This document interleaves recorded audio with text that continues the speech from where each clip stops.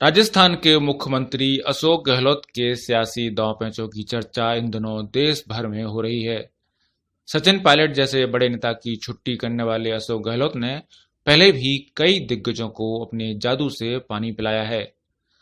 अशोक गहलोत की सियासी पारी पर नजर डालें तो उन्होंने बड़ी ही सफाई से अपने प्रतिद्वंदियों के बीच से ही अपनी राह बनाई है। गहलोत ने अपने दांव से जनार्दन सिंह, हरदेव जोशी, पारासाराम मदेरणा, सीपी जोशी और अब सचिन पायलट जैसे दिग्गजों को पीछे छोड़ दिया है। अशोक गहलोत की पहचान सिर्फ राजस्थान के मुख्यमंत्री के तौर पर नहीं, बल्कि वो सियासत की दुनिया में एक जादूगर के नाम से भी जाने जाते हैं, जिन्होंने जादू अपने पिता से सीखा और बन गए राजनीति के खिलाड़ी। 3 मई 1951 में जोधपुर में जन्मे गहलोत के पिता लक्ष्मण सिंह जादूगर थे।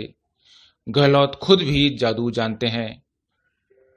हाल में जब उनसे पूछा गया कि क्या वह इस बार भी जादू दिखाएंगे, तो गहलोत ने कहा, जादू तो चलता रहता है, कुछ को दिखता है और कुछ को नहीं भी दिखता है।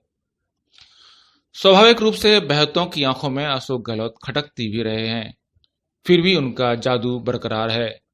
2018 के विधानसभा चुनाव में कांग्रेस की जीत के बाद सचिन पायलट ने मान लिया था कि मुख्यमंत्री का पद प्रदेश कांग्रेस अध्यक्ष के नाते उन्हीं को मिलेगा। इसकी वजह भी थी कि उन्होंने सूबे में पूरे 5 साल जमकर मेहनत की थी, लेकिन पायलट ने यही भूल कर दी। पायलट ने अपनी 5 साल की मेहनत तो देखी, लेकिन वो मेहनत नहीं देखी जो गहलोत ने पिछले 40 सालों में की थी, और ना ही उन्हें गहलोत का वो जादुई असर दिखा जो कांग्रेस के आलाकमान से लेकर विधायकों पर उन्होंने कर रखा था। पायलट अपनी ही उड़ान में खोए रहे और यहीं पर मात खा गए। कोई आश्चर्य नहीं कि नतीजों के बाद सोनिया गांधी और प्रियंका ने गहलोत का समर्थन किया और विधायक भी उन्हीं के साथ खड़े दिखे। फिर राहुल गांधी को भी गहलोत के साथ ही जाने के लिए राजी होना पड़ा। उस समय लिया गया फैसला पायलट के लिए किसी बड़े झटके से कम नहीं था। मौजूदा समय में राजस्थान कांग्रेस का टकराव उसी समय से शुरू हुआ माना जाता है। राजस्थान की राजनीति में गहलोत को उन लोगों में शुमार किया जाता है जो समाज सेवा के जरिए राजनीति में दाखिल हुए और फिर एक ऊंचाई तक पहुंचे। गहलोत जब पायलट से कहते हैं कि उनकी लड़ाई नहीं हुई और सारी समस्या यही है, तो उसके पीछे गहलोत का अनुभव बोल रहा होता है। कि नई पीढ़ी जो आई है, जिसके बारे में हम कहते हैं हम उनको पसंद नहीं करते, बिल्कुल गलत है। राहुल गांधी पसंद करता है, सोनिया गांधी पसंद करती है, अशोक गहलोत पसंद करता है। गवाह है, हमारी जब मीटिंग होती है तो मैं लड़ी लड़ता हूँ यूथ के लिए, एनएसयू के लिए, यूथ कांग्रेस के लिए। आज आप बताइए, मैंने कहा इनकी रगड़े नहीं हुई थी, इसलिए आज तकलीफ होती है। ये समझ नहीं पा रहे, इनको केंद्रीय मंत्री बन गए, पीसीसी अध्यक्ष बन गए। अगर रगड़ी होती तो और अच्छा ढंग से काम करते थे। और मैंने ये भी कहा, आज हमसे अच्छा काम ये कर सकते हैं। हमारा जमाना तो था कोई कम्युनिकेशन नहीं था, आज तो आईटी आ गया, मोबाइल फोन है, सब मीडिया है। ये हमसे अच्छी परफॉर्मेंस कर सकते देश के लिए। देश का फ्यूचर इन पे डिपेंड करता है। 1971 के युद्ध में बांग्लादेशी शरणार्थियों के शिविर से लेकर गहलोत गांधी सेवा प्रतिष्ठान के साथ सेवाग्राम में भी काम कर चुके हैं। वे लंबे समय तक कांग्रेस के सेवा दल के प्रभारी भी रहे।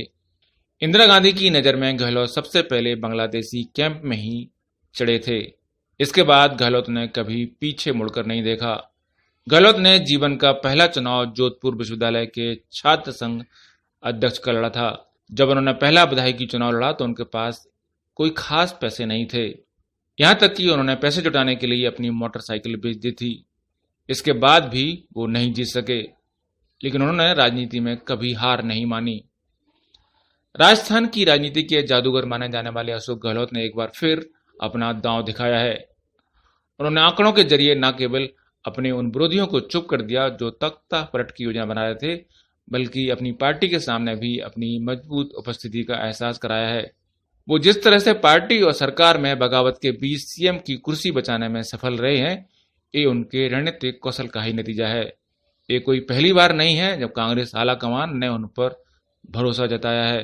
हमारे यहाँ पर डिप्टी सीएम हो, पीसीसी प्रेसिडेंट हो, वो खुद ही डील करे। अगर मान लो मुझसे मोबाइल नंबर दीजिए, हमें नाम दीजिए, हमें षड्यंत्र में शामिल हो, वो सफाई दे रहे हैं, नहीं हमारे यहाँ कोई हॉस्टल नहीं हो रही थी।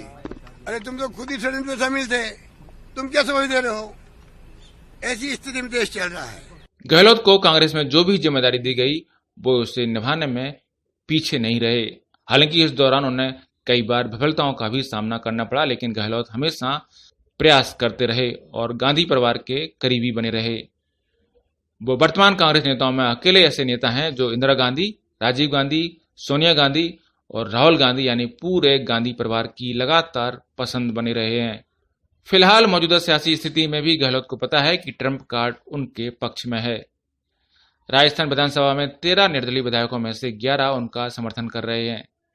उनमें कई ऐसे भी हैं जिन्हें 2018 में कांग्रेस ने टिकट देने से इनकार कर दिया था और फिर उन्होंने निर्दलीय चुनाव में उतरकर अपनी जीत दर्ज की थी।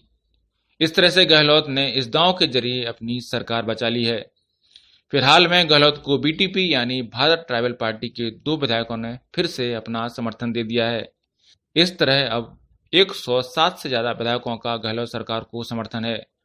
लेकिन जिस तरह से पार्टी में विद्रोह सामने आया, इससे कहीं ना कहीं कांग्रेस आलाकमान की नाकामी जरूर उजागर हो गई है। जानकारी के मुताबिक पार्टी के महासचिव केसी गोपाल को इस सियासी घटनाक्रम का ज्यादा समय तक पता नहीं चल सका। इससे उनकी बड़ी नाकामी माना जा रहा है। यही नहीं, 10 अगस्त को सोनिया गांधी के अंतरिम पार्टी अध्यक्ष का कार्यकाल भी पूरा हो रहा है, लेकिन अभी तक इसको लेकर पार्टी के महासचिव के नाते वेणुगोपाल की ओर से कोई बैठक या फिर चर्चा की जानकारी भी नहीं है। साथ ही सचिन पायलट को लेकर भी पार्टी के फैसले का सभी को इंतजार है। ब्यूरो रिपोर्ट, पत्रिका टीवी।